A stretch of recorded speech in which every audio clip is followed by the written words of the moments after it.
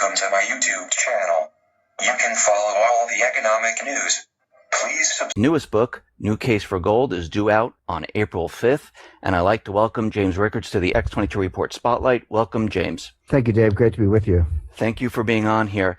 Let's start out with gold, and the biggest question everyone always has is gold money? Short answer is yes, and that's actually the right way to understand it. People have a tough time understanding gold. A lot of people think of it as a commodity, which it really isn't. I mean, I know it trades on the commodity exchange that's included in the commodity indices, but a commodity is a generic input to other processes or products. And gold really isn't. I mean, gold is very useful as money, but it's not used for much else. People say, well, gold is used as jewelry. Sure, but jewelry is wearable wealth. When people buy a gold necklace or a gold bracelet or earrings or whatever, they think they're basically buying something that will retain its value. And no better example of that than an Indian bride who is adorned in gold necklaces, but that's those are the family savings. That's their inheritance for their children. So to me, gold jewelry is just wearable wealth, but it's still a form of wealth. And of course, coins, bars, ingots, and so forth are just pure wealth. So gold functions well as money. It's not good for much else, so I don't think of it as a commodity. As far as an investment is concerned, I don't really think of gold as an investment. It does have a place in investor portfolios, as I explained in my book, The New Case for Gold, but it doesn't have any yield. And of course, that's often cited as a criticism, famously by Warren Buffett. He said, why would you have gold? It has no yield. Of course, Buffett's the king of tax-deferred compounding. But gold has no yield because it's not supposed to have a yield. In other words, money has no yield because it has no risk. If you reach in your wallet or your purse and pull out a dollar bill and hold it up with both hands in front of you and say, does it have a yield? The answer is no. It has no yield at all because it's not supposed to. If you have a Bitcoin, does Bitcoin have a yield? No. It's a Bitcoin. A dollar is a dollar. A Bitcoin's a Bitcoin. An ounce of gold is an ounce of gold. But none of them have yield because they're not supposed to, because they're money. If you want yield, you have to take some risk. Now, people say, oh, I can take my dollar and put it in the bank and get a little something, not much these days, but a little bit of yield. Well, that's fine, but now it's not money anymore. Now the Federal Reserve will tell you it's money. They count it as the money supply. But when you have a bank deposit, you're really just an unsecured creditor of a private bank, which as recently as 2008 were insolvent institutions. Of course, they were bailed out by the Fed. We all know that, but it's not risk-free. I mean, the bank could fail, and people say, well, I have deposit insurance, but for large accounts, wealthy individuals, corporations, your deposit may very well be in excess of the insured amount. Even if it isn't, the deposit insurance corporation itself could fail. There could be a panic where they closed the banks. That happened in 1933 in the United States, or where they reprogram ATMs to limit you to, say, $300 a day in gas and groceries, because who needs more than $300 a day for gas and groceries? Now, so these may be low risks. I'm not saying any of these things are going to happen tomorrow, but they're not zero risk. But, the dollar bill in your wallet, the ounce of gold in a safe place, the Bitcoin in your digital wallet, those are all, those don't have any investment risk associated with them. So saying gold is money solves a lot of problems. It's also, money is a unit of account. It's a way of measuring other things. And that is the best way to think about money. A lot of the criticisms of gold just sort of fall down or go away once you say, well, it's not a commodity, it's not an investment, it's money, and then go from there to think about what value that might have in your portfolio. Now, there are some people that make the argument that there's not enough gold to support finance and commerce for today.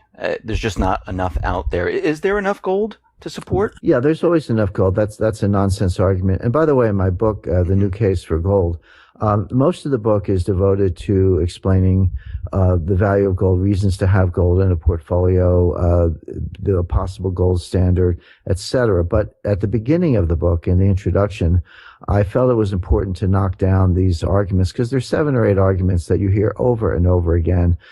Gold is a barbarous relic. There's not enough gold to support world trade and finance.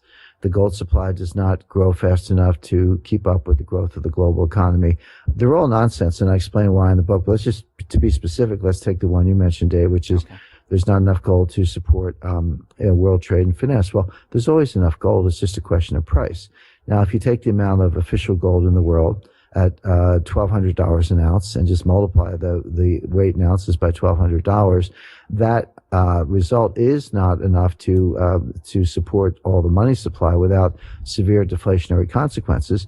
But if gold were revalued to, say, $10,000 an ounce, the same amount of gold at $10,000 an ounce would support a much larger quantity of trade and finance very comfortably. And at even higher gold prices, it could do that with ease, including broader definitions of money supply such as M2.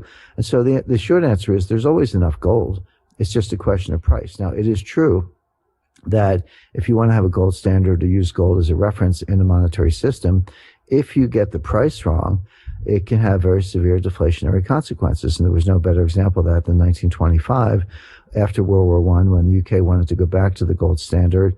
And the question arose, Winston Churchill was the Chancellor of the Exchequer at the time. John Maynard Keynes was one of the Exchequer's and Bank of England advisors. And the question arose, well, if we go back to a strict gold standard, what should the price of gold be? And Churchill felt sort of duty-bound or honor-bound to go back to the pre-World War I price. The problem was the UK had double money supply to fight World War I. They basically printed a lot of money to fight the war, which is not unusual. A war of that type is an existential risk, and you do what you have to do to survive. But when you double the money supply and keep the price of gold pegged, then that one of two things has to happen. You either have to, if you want to repeg at the new level, you either have to, say, double the price of gold or cut the money supply in half. So by going to the old price, the UK had to cut the money supply in half, which was highly deflationary. So the point is, if you have a gold standard, there's always enough gold to support it, but you have to get the price right. Today, given the amount of gold in the world, given the amount of money supply in the world, and the leverage behind that, I've actually done the math, and I take the reader through this in the book. The implied non-deflationary price of gold to have a gold standard today would be at the low end $10,000 an ounce, at the high end $50,000 an ounce. The range varies depending on what your definition of money supply. Are you going to use M0, M1, M2? How much gold backing do you want to have? Do you want to have 20%, 40%, 100%? Who's going to be in the group? Is it just the United States? Is it all the major economies in the world? Those are important policy decisions, and you have to answer those questions one by one. But when you answer the questions and do the math, the range, as I said, is $10,000 to $50,000 an ounce. So when I mention numbers like that, they're not, made up numbers. I'm not picking a big number just to get headlines, to get attention. That's the actual price you would have to have in order to have a gold standard and avoid deflation. So the short answer is there's always enough gold. It's just a question of price. So when people say there's not enough gold, they actually don't know what they're talking about. They haven't really thought through the problem the way I just described. Now, you mentioned $10,000 that gold is going to, we've seen gold drop considerably. It had a little bounce back a little while ago. And we're actually nowhere near 10,000. Why do you think it's going to reach 10,000? And when do you think it's going to reach 10,000? Well, we're nowhere near 10,000 because we're not on a gold standard, and we're not using gold as a reference for store value. Now, people can do this personally. I recommend to people, don't wait for central banks to go on a gold standard. You can go on a personal gold standard today by allocating part of your portfolio to gold, which is a very good way to preserve wealth.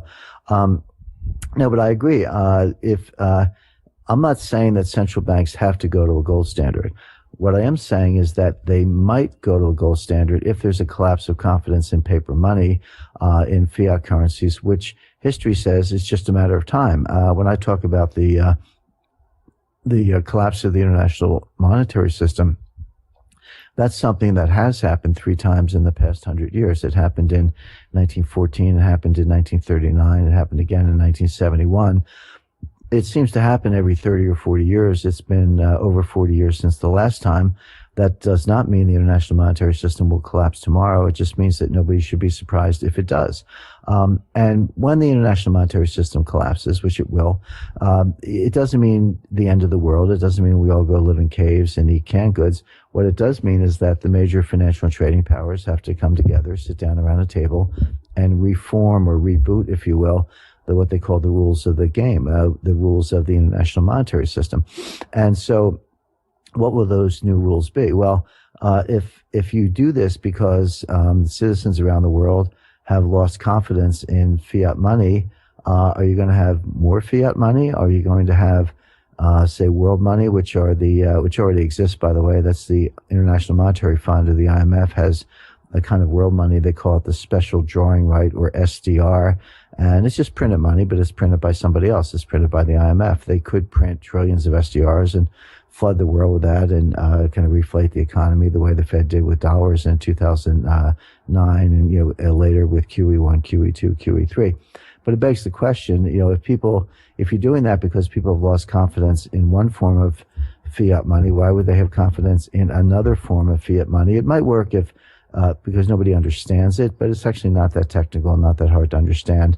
More likely it would fail. At that point, I agree that there's not a central bank in the world that wants a gold standard, but they may have to go to a gold standard, not because they want to, but because they have to restore confidence. And if that happens, then you do get, central bankers are smart enough to understand the math that I just took people through. And if you say, okay, let's not make the mistake of 1925, let's use gold as a reference and let's get the price right so it's not deflationary. That's how you get to $10,000 gold. You mentioned going on a gold. Welcome to my YouTube channel. You can follow all the economic news. Please subscribe to my channel. Gains plenty for everyone. Standard, and we see other countries out there like China, they're purchasing a huge amount of gold. And of course, they don't report everything that they're purchasing. They hide a lot of it. Why do you think they're purchasing so much gold at this point? Well, the way I put it to people, they're either stupid or they see something coming that most people don't. Well, I have a lot of friends in China. I visit there. I've been to Beijing, Shanghai, Hong Kong, Xi'an, and Chongqing. I've been all over China. They're not stupid. They know exactly what's going on. And so therefore, they see something coming that most people don't see, which is either inflation or a collapse of the international monetary system. Either one would be very bad for holders of dollar assets. Now, China, until recently, had approximately $4 trillion in reserves. But they've lost over 20% of that in the past 15 months. They're now down to about $3.2 trillion. They've lost over $800 billion of reserves. But they still have quite a bit, $3.2 trillion, of which about $2 trillion is U.S. dollar denominated, and over more than half of that consists of U.S. Treasury securities and other forms of government securities. So they are extremely exposed to the dollar. A lot of people think China has a secret plan to buy gold and make the yuan a gold-backed global reserve currency and run the dollar off the road. It's an interesting scenario. It's actually a scenario I played out in a war game we did for the Pentagon at a top-secret weapons laboratory in 2009. It's a scenario well worth considering, but it's not the most likely scenario. The most likely scenario is that China knows that they can't dump their dollars. I mean, they're very vulnerable to U.S. inflation. The U.S. is good at inflation. We have a very difficult time doing it lately, but they'll get there eventually because that's how we get out from under our enormous debt. You pay back people with the amount of dollars you owe them, but the dollars aren't worth very much as the result of inflation. So it's as if to say, we turn to China and say, hey, here's the $1 trillion we owe you. Good luck buying a loaf of bread, because we've inflated away the value of the currency. So China knows that. They can't dump them because, the treasury market's big, but it's not that big. It cannot absorb that much selling. If that kind of dumping were considered malicious, the president could stop it. The president has emergency powers to stop it. China would be shooting itself in the foot to some extent, because by selling, they would be depressing the price of everything else they still have on the books. So they won't do that, and they can't do that. But what they can do is diversify into gold. And now you have a kind of hedged position. So you sit there with a big pile of treasury notes and a big pile of gold, and you say, okay, we hope the dollar's stable, in which case not much would happen to the gold, and we get paid all this money you owe us. But if you Americans try to inflate the value away, which we think you will, and they're probably right about that, they'll lose money on the treasuries, but they'll make money on the gold, because we all know what gold will do in inflation. So they're actually just creating a hedge position, which is very prudent. And my advice to investors is, why don't you do the same thing? James, China's going to start the yuan-based gold price fix in April. Do you think this is going to be a game changer in the precious metals market? Not really. I think it's a good development. I think it's positive to have competition. I think it's positive to have more than one center of gold trading. Of course, you're not going to see radically different prices in Shanghai and New York. I mean, the COMEX will have a dollar price. The Chinese will have a yuan price. there'll be some cross rate between yuan and dollars that the banks will trade, and anybody with even rudimentary knowledge of arbitrage will just look at those three factors: the yuan dollar cross rate, the Shanghai yuan price, the New York dollar price, and the arbitrage will see to it that those prices stay roughly in line. But what it does do, by creating the arbitrage, it will make COMEX a little more honest, because if the price gets goes up a little bit in Shanghai, you'll just sell Shanghai, buy COMEX, profit the arbitrage, keep the arbitrage profit, and that'll make it harder to suppress the price on COMEX. Now, having said that, I'm not completely confident that Shanghai will be untainted by manipulation, because remember, the Chinese government is still buying more gold. They don't have enough gold. They've acquired thousands of tons. They've come up from almost nowhere to currently they admit to having about 1,700 tons of gold, official gold. The truth is, as you mentioned, Dave, they have a lot more than that.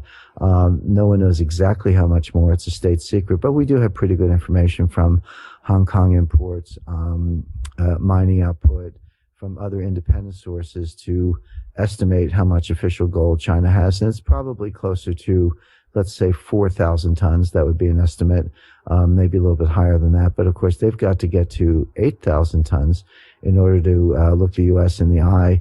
If you think of, I said earlier about the collapse of the monetary system resulting in a new Bretton Woods type conference where people get together and rewrite the rules of the game. Well, think of that as a poker game where you sit down in a poker game. What do you want? You want a big pile of chips. Well, in this game, gold are the chips. And the U.S. has the biggest pile, about 8,000 tons, and China's trying to catch up. So if China's out to buy another 3,000 tons, and all the evidence indicates that they don't want a higher price. They want a lower price. If you were out to buy 3,000 tons of gold, you'd want a lower price. Now, the price of gold is going to skyrocket ultimately for the reasons I explained, but not yet, not right away. And so China might intervene or manipulate the Shanghai Gold Exchange, as they could and probably do in COMEX, to keep the price from spinning out of control upwards in a disorderly way until their buying program is complete. But once it's complete, sooner than later, they'll be protected, and then it's kind of on the United States. And the U.S. is trapped. If we don't deflate, our debt load is non-sustainable. And then people run to gold as a safe haven. If we do inflate, I'm sorry, when I said if we don't inflate, the debt load is non-sustainable. If we do inflate, the price of gold will skyrocket as inflation hedge. So gold wins either way. And it's like a chess game where China and the U.S. are moving the pieces around the board, but getting a big enough pile of gold puts the United States in check.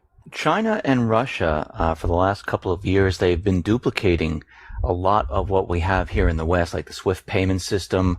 They've been dealing using their own currency. They're bypassing the dollar. Are China and Russia trying to end the dollar or do away with it, or what's their main objective here? I think their motives are mixed. China is trying to do two things. One, they're acquiring gold for strategic reasons. But the other reason is, as I mentioned, to diversify their portfolio, to give them a hedge against inflation. In the case of Russia, they don't have as much exposure to the dollar. I mean, the U.S. is in a financial war with Russia, stemming from the Russian invasion of Crimea and their incursions in eastern Ukraine. The U.S. threw financial sanctions on them. Nobody thought it was wise to, drop the 82nd Airborne into Sevastopol and Crimea. Nobody wanted a shooting war, but the president more or less declared a financial war. And so we have sanctions sort of flying back and forth between Russia and the United States. Now, Russia is trying to immunize itself from vulnerability there, so they want to reduce their dollar assets and acquire more assets in euros, or for that matter, Chinese yuan or other currencies of their trading partners, which they're doing. But the other thing they're doing very aggressively is buying gold. Look, physical gold, the U.S. cannot freeze it. You cannot interdict it. You cannot hack it. You cannot erase it. It's really invulnerable to all the kinds of cyber financial warfare that are going on behind the scenes.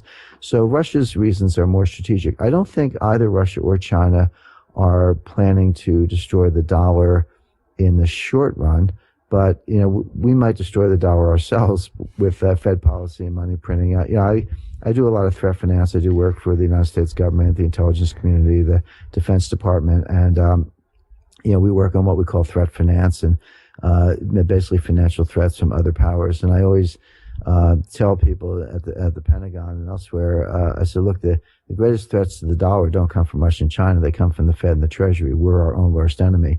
But these things can emerge spontaneously. They can spin out of control. You can be surprised, as people have been time and time again. So Russia's, I think, very prudently stocking up on gold and saying, okay, we're going to get out of that game.